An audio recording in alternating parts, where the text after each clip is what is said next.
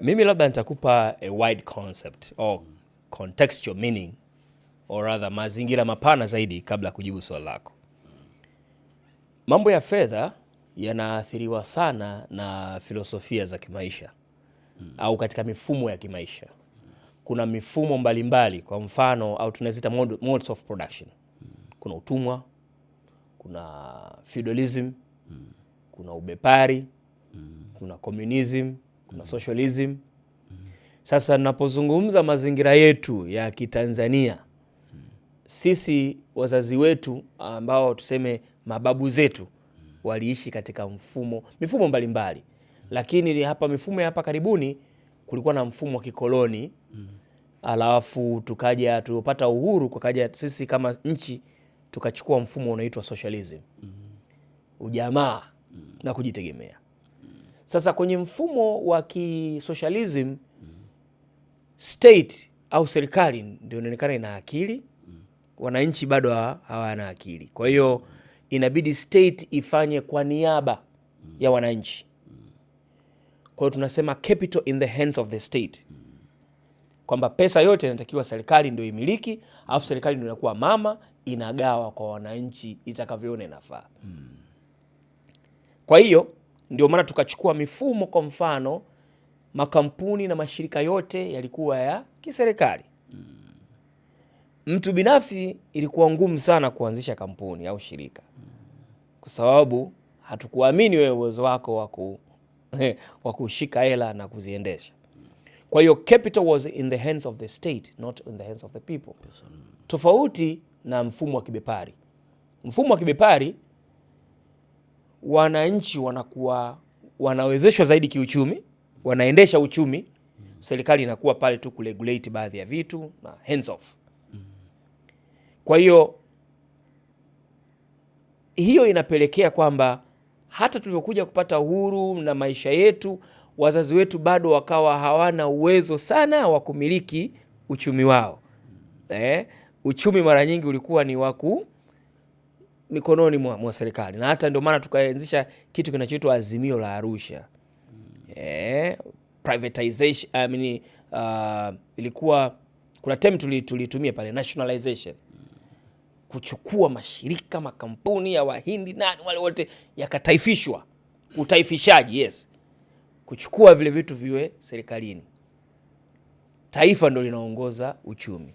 Kwa watu wakawa waoga kidogo kusave na nini, kwa sababu kipindi kile mtu akiwa na hela nyingi, mhujumu uchumi, watu wa magendo hawa, wewe umepata wapi hela? Kwa nini? Haitakiwi kuwa tajiri kiasi hicho. Lakini kwenye mfumo wa kibepari, that's something else. Kuna kitu inaitwa privatization. Let things be private, run by private entities. Wananchi wawe na capital kubwa zaidi, waweze kufanya vitu vyao zaidi. Ndio maana unaweza kushangaa nchi ambazo zina ubepari, kuna watu wanaitwa mataikun. Taikun ni tajiri aliyepindukia. Yani tycoon, yani ukisikia tycoon is more than a billionaire, he is a trillionaire. Umeelewa? Watu kama kina Elon Musk, watu kama kina Bill Gates, watu kama kina Abramovich na vitu kama hivyo, mtu anakuwa na pesa nyingi kupindukia. Okay? Kwa hiyo imetokana na mazingira wezeshi waliokuwa nayo kwa wakati ule. Sasa sisi nchi yetu imesafiri katika vipindi vingi sana. Kwenye document bado kuna ujamaa, lakini practically tumeingia kwenye capitalism sopa sasa hivi. Nakumbuka kipindi kile tunabadilisha uongozi kutoka kwa Mheshimiwa Nyerere, baba yetu wa taifa, kwenda kwa Al-Hassan Mwinyi, ndo akaja na kitu kinaitwa liberalization. Mifumo huru ya kiuchumi. Naitwa mzee ruksa. Unataka kufungua kampuni yako ruksa, unataka kufungua redio yako ruksa, unataka kufungua sijui nini ruksa. Kila kitu. Kwamba sasa hivi serikali inaachilia vitu vyake, inawapa wananchi. Kwa kana mifumo mipaka ikafunguka. Akaja Mheshimiwa Mkapa akaja na sera inaitwa privatization. Kwamba sasa ubinafsishaji, tubinafsishe haya mashirika ambayo tulikuwa tumewanyang'anya watu, tunashikilia sisi, hatuwezi kuendesha, wape watu. Sasa pale hivi vipindi vyote vinamuathiri Mtanzania na uwezo wake wa kuwekeza, uwezo wake wa kusave.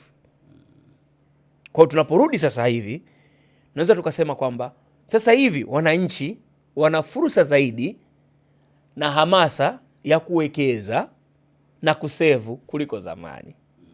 Wazee wetu kwa kweli walikuwa wanawekeza kwa hofu, nikauchoyo fulani tu walikuwa nako kwamba sasa hii niko nayo, hii ikipotea itakuwaje?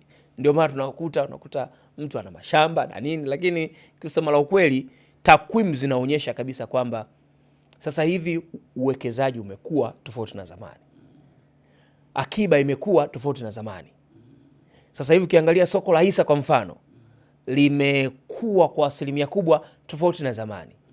Sasa hivi Watanzania wana uwezo wa kuwekeza kwenye soko la hisa na wana uwezo wa kumiliki sehemu ya mashirika kupitia hisa. Kuna mifuko ya uwekezaji wa pamoja, mutual funds. Mutual funds sasa hivi unakuta Watanzania wengi wanawekeza huko. Kwa nini? Kwa sababu tuna taarifa ambazo ni sahihi. Mimi nikiangalia soko la hisa unakuta CRDB wakati unauza hisa zao au let's say TBL au TCC, najiuliza kwa nini mimi sikununua zamani? Kwa nini mzee wangu hakununua? Taarifa zilikuwa hakuna, zilikuwa for few elites, watu wachache ndio walikuwa na zile taarifa. Lakini sasa hizi taarifa zipo. Naangalia zamani soko la hisa lilikuwa limejaa foreigners, mifuko ya uwekezaji pamoja foreigners, lakini sasa hivi Watanzania wameanza kuhamasika. Sasa pia tunaona mambo yanayotokea. Kwa hiyo mimi in conclusion naweza kusema kwamba hamasa ya kusave sasa hivi ni kubwa kuliko zamani. Hamasa ya kuwekeza ni kubwa kuliko zamani. Je, sasa hivi watu wanastarehe zaidi kuliko zamani? Of course. Kwa nini? Kwa sababu pia per capita income imeongezeka, au purchasing power tunasema. Ule uwezo wa watu kupurchase umeongezeka. Zamani kama nilivyokuambia kwamba shilingi ilikuwa iko serikalini, sio kwa mtu binafsi. Sasa hivi kwa mtu binafsi pia watu wana uwezo zaidi. Lakini pia tunazidisha kula bata, ndio tunazidisha kula bata tofauti na zamani. Tuna ustahimilivu wa kujizuia? Hapana. Sio kama zamani. Zamani watu walikuwa na uwezo wa kujizuia kuliko sasa hivi. Kwa nini? Kwa sababu ya mabadiliko ya kiteknolojia, mabadiliko ya kiutamaduni. Zamani ilikuwa ni kwamba wanaokunywa pombe ni wazee. Sasa hivi hata vijana wanakunywa pombe kwa sehemu kubwa sana, ingawa takwimu zinaonyesha kwamba Gen Z wamepunguza kunywa pombe. Lakini Gen Z pia wana ulaibu wao. Wana online addiction, wana betting addiction, na addiction nyingi sana. Kwa na wenyewe pia wanakula bata kwa njia nyingi. Wana vape, sasa hivi wanafanya vaping. Zamani the only thing that you can vape was a cigarette. Sasa hivi sio sigara peke yake. Ukionekana unavuta sigara zamani, kijana unakuwa na mbili. Ushapotea. Lakini sasa hizi ni fashion. Shisha, nini, ukienda club unakuta watu wapiga shisha, vaping is a hype. Kwa hiyo yes, bata ni kubwa, lakini pia kuna watu ambao wana save zaidi kuliko zamani, kwa sababu pia utasave kama una, lakini pia uwezi kuwa nacho kama usave. So it's a chicken and egg question.